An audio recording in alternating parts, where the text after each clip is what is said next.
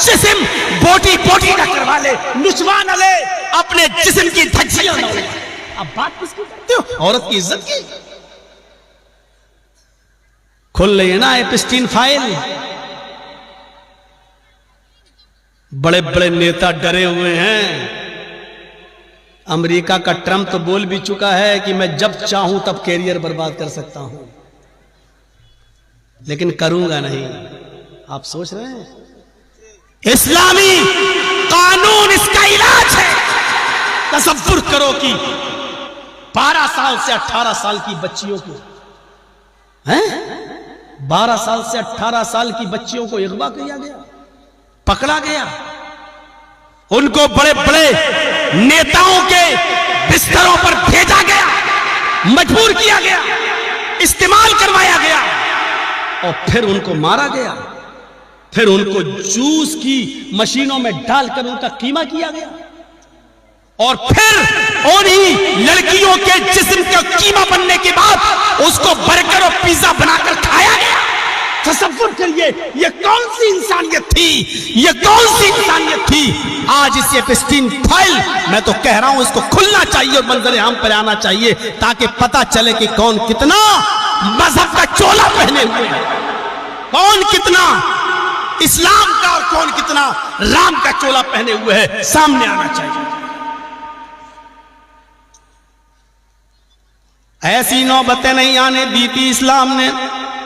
ایک عورت آتی ہے، اللہ کے نبی صلی اللہ علیہ وسلم مجھ سے بہت بڑی غلطی ہو گئی، غام دیا ہے۔ اللہ کے نبی نے پوچھا کیا ہوا؟ کہنے لگی اللہ کے رسول انی قد اصبت الحد، میں حد کو پہنچ چکی ہوں، میرا شوہر نہیں ہے، غائب ہے، پتہ نہیں ہے کہاں ہے، کئی سال سے میں تنہا ہوں، جنگل میں بکریاں چرا رہی تھی، ایک چرواہا اس سے میری آنکھیں ملی اور وہیں پر ہم دونوں کی آنکھیں چار ہو گئیں، اور اسی پہاڑ کے دامن میں میں نے اس کے ساتھ زنا کر لیا، حمل ٹھہر گیا۔ حالانکہ اس نے حمل کی بات نہیں بتائی، کہا اللہ کے نبی میں حد کو پہنچ چکی ہوں، میں مجھ سے زنا ہو گیا۔ آپ نے کہا ہوش میں بول رہی ہو؟ جی۔ صحابہ سے آپ نے فرمایا کہ جاؤ، اس عورت نے اپنا جرم قبول کر لیا ہے، اس کو جا کر پتھروں سے مار مار کے ہلاک کر دو۔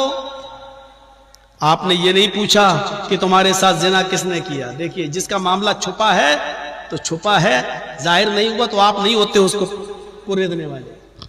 یہاں تو کوریت کے کہتے ہیں، آپ بھی چاہتے تو اس عورت سے پوچھ سکتے تھے اچھا تیرے ساتھ یہ کس نے کیا، بتا کون رہا؟ آپ نے کہا تو کہہ رہی ہے نا زنا ہوا تیرے ساتھ، کہ ہاں۔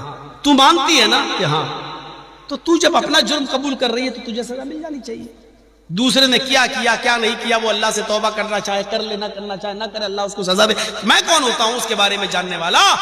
تو نے زنا کیا، اعتراف ہے، ہاں، اب تجھے سزا دی جائے گی، لے جایا جا رہا ہے۔ ایک صحابی نے اس کا ہاتھ پکڑ کر کھینچا، کہنے لگی زیادہ زور سے نہیں، بہت تیز نہیں چل پاؤں گی میں، میرے پیٹ میں حمل ہے، بچہ ہے، یہ زنا کی پیداوار ہے۔ وہ صحابی لے اللہ کے نبی کے پاس آئے کہ اللہ کے نبی وہ تو حاملہ ہے، اس کے پیٹ میں بچہ ہے۔ آپ نے اس عورت کو بلایا، تم حاملہ ہو؟ ہاں۔ یہی زنا کی پیداوار تمہارے پیٹ میں ہے؟ کہا جی۔ آپ نے کہا تو ابھی تمہیں سزا نہیں دی جائے گی، غلطی تیری ہے، تیرے پیٹ میں پلنے والے بچے کو کیوں مارا جائے؟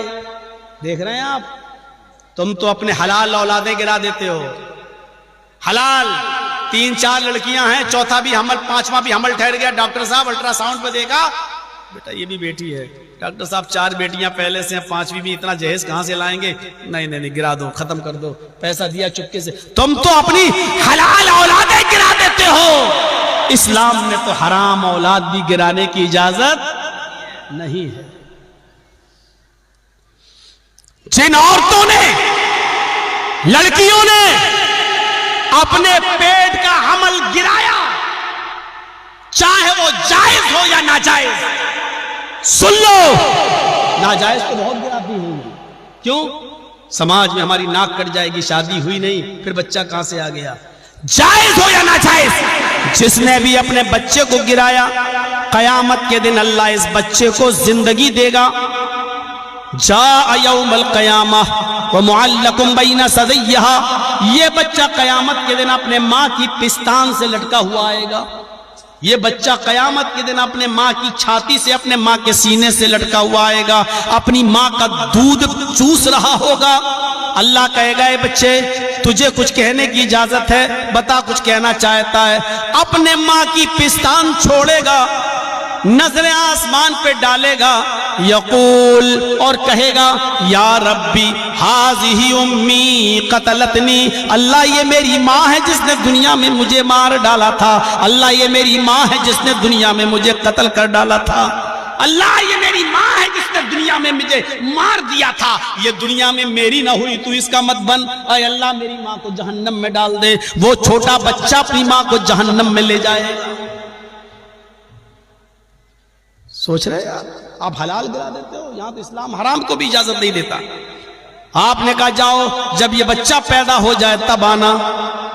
جب وہ بچہ پیدا ہو گیا تب لے کر آئی کہ اللہ کے نبی اس بچے کو دیکھیے، یہ بچہ ہے، یہ بچہ ہے، اب پیدا ہو چکا ہے.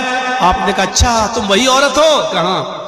آپ نے کہا لاؤ بچہ اپنی گود میں لیا. آپ نے صحابہ سے کہا جاؤ اب اس عورت کو پتھروں سے مار مار کے مار ڈالو، ختم کر دو. صحابہ اس کو لے کے جانے لگے، بچہ رونے لگا. ماں نے کہا اللہ کے نبی کیا اس بچے کو آخری مرتبہ میں دودھ پلا سکتی ہوں؟ آپ نے کہا لو بچے کو دے دیا. اس عورت نے اس بچے کو اپنی پستان سے لگا کر دودھ پلانا شروع کر دیا. بچے نے پیٹ بھر کے دودھ پیا، دودھ اس کے ہونٹوں پہ لگا ہوا تھا. اس عورت نے اس بچے کو اللہ کے نبی کو دے دیا. اللہ کے نبی نے اس بچے کے ہونٹوں پہ لگا ہوا دودھ دیکھا. اس عورت کو روکا، ادھر آؤ، ابھی تمہیں قتل نہیں کیا جائے گا، ابھی تمہیں نہیں مارا جا سکتا، ابھی اس بچے کی غذا تمہاری پستان میں موجود ہے. جب تک یہ بچہ تمہارا دودھ نہ چھوڑ دے اور روٹی نہ کھانے لگے تب تک تمہیں نہیں مارا جائے گا. جاؤ اس بچے کو لے کر اپنے گھر میں جاؤ. پھر مہلت مل گئی. اس نے جلدی سے دودھ روٹی کھانا سکھلا دیا اور دودھ چھوڑوا دیا. پھر کہتی ہے اللہ کے رسول دیکھو اب یہ بچہ روٹی بھی کھانے لگا. اللہ کے نبی نے نظر آسمان پہ ڈالیوں، فرمایا اللہ محمد کے پاس اب کوئی گنجائش نہیں ہے، جتنا میں دے سکتا تھا میں نے دے دیا، اب میرے پاس کوئی رحم کی گنجائش نہیں ہے. اس بچے کو آپ نے اپنی گود میں لے لیا اور صحابہ سے کہا جاؤ اب اس بچے کو مجھے دے دو اور اس عورت کو لے جا کر سنسار کر دو. تب جا کر اس عورت کو سینے کے برابر زمین میں گاڑا گیا اور پھر پتھروں سے اس عورت کو مارا گیا. اتنا مارا کہ وہ عورت مر گئی، لیکن پہلا پتھر خالد ابن ولید نے مارا. پہلا پتھر سر پہ پڑا، خون کا پھوارا نکلا اور خالد ابن ولید کے کپڑوں پہ خون آ گیا.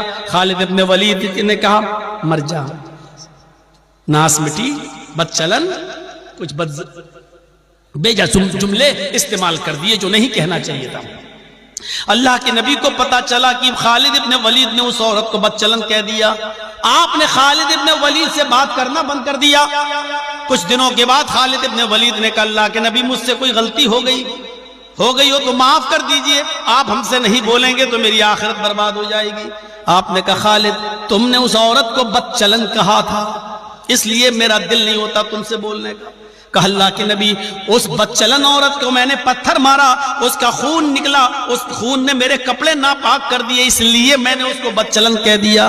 فرمایا خالد وہ عورت بدچلن نہیں، اس کا شوہر نہیں تھا، کئی مہینوں سے سالوں سے لاپتہ تھا. یہ عورت بیچاری جنگل میں گئی اور کنٹرول نہ کر سکی، اس سے جرم ہو گیا. ایک ہی بار ہوا، یہ بدچلن نہیں تھی. بدچلن تو وہ ہوتی ہے جو بار بار یہ کام کرے، یہ عورت بدچلن نہیں. ایک بار اس سے جرم ہوا، لیکن اس جرم کی اس نے ایسی سچی توبہ کی ہے، ایسی سچی توبہ کی ہے مجھے بتا کر اور اسی دنیا میں سزا پا کر اپنی جان دے کر ایسی سچی توبہ کی ہے. اگر اس عورت کی توبہ کو اس مدینے کے 70 جہنمیوں پر بھی ڈال دیا جائے تو وہ 70 کے 70 جہنمی بھی جنتی بن جائیں. ایسی توبہ کی ہے اس عورت نے، اور تم اس کو بدچلن کہتے ہو. میرے بھائیو اگر ایسی سزائیں ملنے لگیں زانیوں کو اور بدچلن لوگوں کو تو ایپسٹین فائل کھلنے کی بات ہی نہ آئے، ایپسٹین بنے ہی نہ، ایسے لوگ ہی پیدا نہ ہو. جب نربھیا کا ریپ کیس ہوا تھا نا تب راج ٹھاکرے نے، سب سے بڑا مسلمانوں کے خلاف بولنے والا راج ٹھاکرے، بمبئی میں کیا اس نے کہا تھا؟ اس نے کہا تھا کہ اب ضرورت ہے اسلام کے قانون کو نافذ کرنے کی۔ بمبئی میں اس نے کہا تھا ریپسٹوں کو پکڑو اور سیدھے چوراہے پہ کھڑا کر کے ان کو یا تو گولی مار دو یا پتھروں سے مار ڈالو۔ اب سزا ضروری ہے، اسلامی سزا دی جائے، ضروری ہے کہ چوراہے پر سب کے سامنے ان کو مارا جائے، تاکہ یہ سزا دیکھ کر سارے مرد ڈر جائیں، لڑکے ڈر جائیں اور پھر کسی کی ماں بہن بیٹی پر غلط نظر نہ ڈال سکیں۔ تمہاری آواز، اسلام کی آواز اب وہ لوگ اٹھا رہے ہیں جو اسلام کے خلاف بولتے تھے۔ میرے بھائیوں، یہی اسلام کی صداقت ہے، یہی اسلام کی سچائی ہے، یہی اسلام کی میرے بھائیوں صداقت ہے۔ اس اسلام کو اللہ نے ہمیں اور آپ کو عطا کیا، اس کی قدر کرو۔